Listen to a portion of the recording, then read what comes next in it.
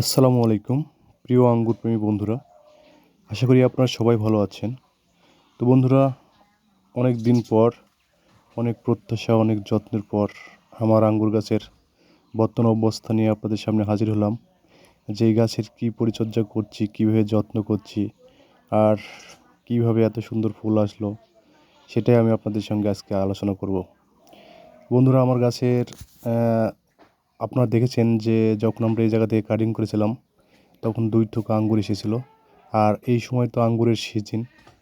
তো এখন আমরা গাছটা কাটিং করেছিলাম, আর বর্তমান বছরে প্রচুর পরিমাণে বৃষ্টি হয়েছিল, যার কারণে আমাদের গাছের যত্ন এভাবে করতে পারিনি, তার কারণে গাছ মোটা হয়নি। তারপরও আলহামদুলিল্লাহ দেখেন কী পরিমাণে ফুল এসেছে গাছে, প্রচুর পরিমাণে এসেছে। এটা আমার বাইকুনুর জাত। তো সত্যি খুবই আনন্দিত আমি যে আমার বাড়ির আঙিনায় একটা আঙ্গুর ফলের গাছ লাগানো আছে, আর সেইটাতে থোকায় থোকায় আঙ্গুর ফল ঝুলবে আর অল্প কিছু সময়ের মধ্যে। সেটা আপনারা বুঝতে পারছেন যে এখন আঙ্গুর ফুলগুলো ফুটে গুটিতে পরিণত হয়েছে। দেখুন কি চমৎকার, খুবই চমৎকার লাগতেছে। তো বন্ধুরা, আসলে আমার এই গাছটাতে একটি গাছ হলো আসলে শখের গাছ, যার কারণে পর্যাপ্ত পরিমাণে যত্ন করেছি। গাছে যতটুকু খাবার দরকার খাবার এবং কন্টিনিউ স্প্রে করে গেছি। তো আসলে এখানে আমরা কী করেছি আমি সেটাই আপনাকে বলি।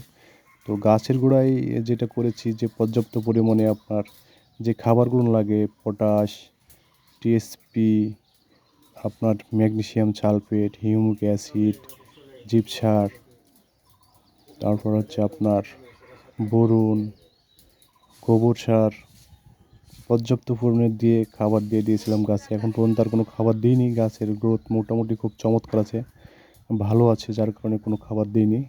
তো ফল সেট হয়ে যাওয়ার পর খাবার দেবো। দেখুন কি চমৎকার একটা থোকার সাইজ, এটা আমার কাছে সর্বোচ্চ থোকা। যতদূর সম্ভব এরকম আরও কয়েকটা থোকা আছে, এটাও সাইজ মোটামুটি মাশাআল্লাহ। তো স্প্রেটা আমরা হচ্ছে কন্টিনিউ দেখা যাচ্ছে প্রতি সপ্তাহে আমাদের ছত্রাকনাশক তো থাকে, তারপরে কীটনাশকও থাকে। এর সঙ্গে আমরা বেশিরভাগ ইবোমেকটিন বেনজাইট আর অন্য কোনো কীটনাশক এখন আপাতত স্প্রে করছি না। তার সঙ্গে কার্বন ডাইজিন ছত্রাকনাশক এবং ম্যানকোজেব, এই দুইটাই স্প্রে করি। তো আলহামদুলিল্লাহ খুব ভালো আছে। আর আমার কাছে অবশ্যই আমি GA3S দিয়েছিলাম। অনেকের অনেক রকম প্রবলেম হয়েছে, ফুল ঝরে গেছে, ফল ঝরে যাচ্ছে, আবার থোকা বাঁকা হয়ে গেছে। আমারও বাঁকা হয়েছে, খুব বেশি বাঁকা না, অল্প কিছু, মানে অল্প একটি থোকা, খুব মানে সেরকম বাঁকা না, হালকা বাঁকা হয়েছিল। আমি দিয়েছিলাম 10 লিটার পানিতে 1 ml, মানে 1 লিটার পানিতে 0.1 ml হারে দিয়েছিলাম। তো এই থোকাটাই বাঁকা হয়েছে একটু সামান্য পরিমাণে, ওইটা মানে বাঁকার মধ্যে পড়েই না, ঠিক হয়ে যায় ফল ছেট হলে। তো আমি আসলে এইভাবে স্প্রেগুলো করেছি, আর মোটামুটি খুব সুন্দর রেজাল্টও পেয়েছি। থোকাগুলো অনেক বড় হয়েছে দেখতে পাচ্ছেন। আর গাছটা দেখুন কি চমৎকার গ্রোথে আছে, এখনও খাবার দিইনি, তবে দিব ফুলটা সেট হলে। বন্ধুরা, নতুন নতুন ভিডিওর আপডেট পেতে, গাছের অবস্থা জানতে অবশ্যই আপনার আমার পাশে থাকবেন। আর কেমন লেগেছে ভিডিওটি অবশ্যই কমেন্ট করে জানাবেন। সবাই ভালো থাকবেন, সবাই সুস্থ থাকবেন, সবার গাছগুলো ভালো থাকুক এই কামনা করি। আল্লাহ হাফেজ।